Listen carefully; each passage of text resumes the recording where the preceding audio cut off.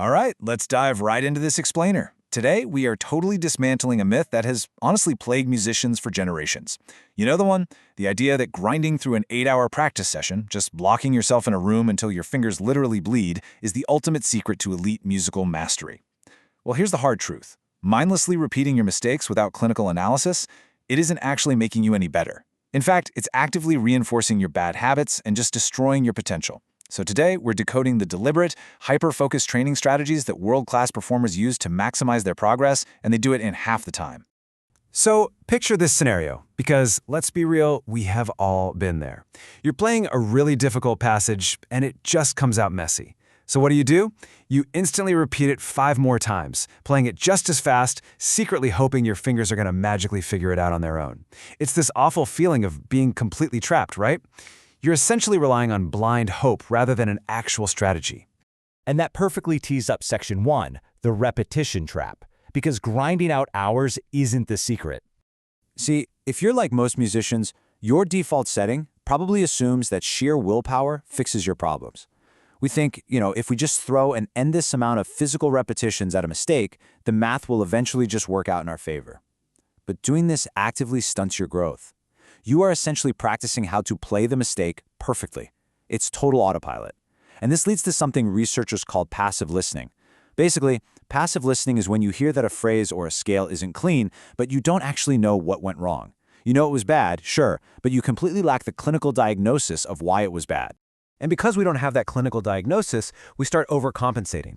Instead of getting in there and fixing the core mechanics, we use crutches to just mask our sloppy technique. Like, string players will instinctively use this wide, heavy vibrato to cover up poor intonation or a shaky bow. Pianists will just hide behind a massive wash of the sustain pedal to blur out uneven fingerwork. When you do stuff like this, you're really just pushing through to survive the music, and you completely detach yourself from the actual art of making it. But get ready for this, because this startling statistic changes absolutely everything. When researchers recently looked at the practice habits of world-class expert musicians, they found out that these elite artists only spend about 57% of their practice time actually, physically playing their instruments. I mean, let that sink in for a second. Nearly half of their time in the practice room involves zero physical playing. None. So what on earth are they doing with that other 43% of their time? Well, welcome to Section 2, the think method. Active analysis over mindless repetition. They aren't just sitting there resting, they're actively thinking, analyzing, and strategizing.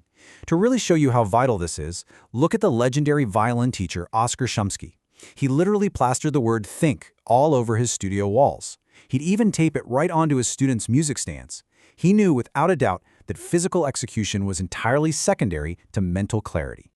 And this creates this massive dividing line in the practice room. While good musicians will practice until they finally get something right, great musicians use active listening and make a solemn vow to never, ever make that exact same mistake again. They flat out refuse to let an unanalyzed error slip through the cracks. So this mindset translates into a highly clinical, super straightforward 3-step system. When an elite player makes a mistake, boom, they execute these 3 steps. Step 1, stop immediately. Do not pass go, do not finish the phrase. Step 2, actively analyze the mistake. They ask, okay, was that note too sharp or too flat? Was my bow speed dragging? And then step 3, they permanently correct the actual mechanic before they even think about moving on. Instead of just banging their head against the wall on a fast run over and over, the greats used this brilliant cognitive strategy called doabilizing. And it's exactly what it sounds like. You modify a difficult passage to make it incredibly simple, practically guaranteeing perfect execution. Like the renowned violin virtuoso Kavafian, she advises taking a tricky spot and starting with literally just 2 notes. That's it. And you do not add a 3rd note until those first 2 feel absolutely solid, effortless, and 100% perfect. Okay, so here's a question that is going to completely change how you approach your artistry. Who is actually in charge of your musical phrasing? Are you letting your bow, your fingers, or your physical limitations dictate how a piece of music sounds? Or do you, the artist, tell your body exactly what to do? Which brings us right into Section 3. Technique equals expression. You can never separate the two. For the world's best performers, you just can't learn the notes first as some robotic, mechanical exercise and then expect to sprinkle the musicality on top later like icing on a cake. Letting your physical convenience dictate the music results in this cardinal sin called accidental phrasing. It makes performances feel totally disjointed, inorganic, and just uninspired.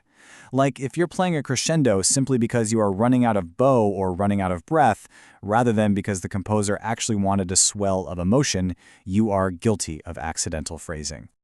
To combat this, the pros make absolutely sure that expression is baked into every single repetition, even when they are doodleizing, even when they've slowed a passage way down to a total crawl just to check a mechanic.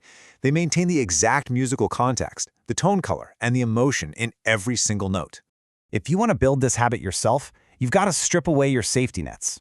Try practicing your repertoire completely without vibrato, or try playing without ever touching the piano's sustain pedal. Yes, I know, it's going to sound incredibly dry and really exposing at first, but honestly, that's the whole point. It forces you to actively shape the most beautiful phrase you can using only your core physical mechanics, your bow arm, your air support, or just the raw touch of your fingers on the keys. Plus, your technical choices have to genuinely serve the art. Fingerings and bowing should be picked based on the exact color and emotion you want to express, not just because they're easy. Think about it. If a composer writes a passage that's supposed to sound like a profound struggle, full of tension, and you change the bowing just to make it physically comfortable, you are actively destroying the fundamental meaning of the music. Okay, let me ask you a real practical question right now. If you only had exactly 20 minutes to practice today, what would you actually do with that time? Because most average musicians will just tell you, well, 20 minutes isn't even enough time to warm up, let alone actually improve. But elite performers know that's a total lie. Welcome to Section 4, Plan for Flexibility. Intention over overwhelm. See, expert musicians value strict intention way more than just the sheer volume of time, and they absolutely refuse to succumb to practice room overwhelm. The difference here is like night and day. Overwhelmed practice is just opening your case, staring at a stack of 12 different pieces, panicking a bit, and aimlessly playing through things. Intentional practice, though, that means setting highly specific, measurable goals before you play a single note. If a top-tier musician only has 20 minutes, they don't noodle around warming up for 15 of them. They run a mini masterclass. They instantly isolate one tiny problem area, maybe literally just one measure. They completely break the problem down with active listening, and they fix it permanently using doabilizing. 20 minutes of that highly focused cognitive work is going to yield vastly better results than 2 hours of mindless repetition. And here's kind of the ultimate secret to performance psychology. Elite musicians practice for flexibility, not for robotic perfection. They know they aren't machines.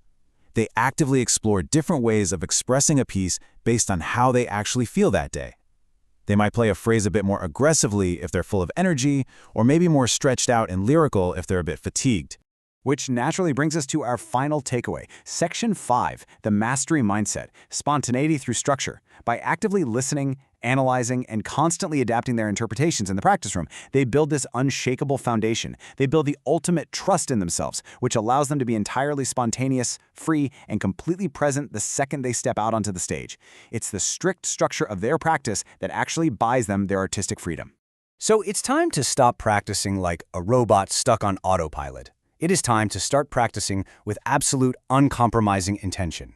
As we wrap up this explainer, I really want to leave you with this one question to think about. Which of these expert cognitive habits, whether it's doabilizing, active listening, or totally stripping away those safety nets, are you going to use to transform your very next practice session? Escape the repetition trap and go take control of your artistry.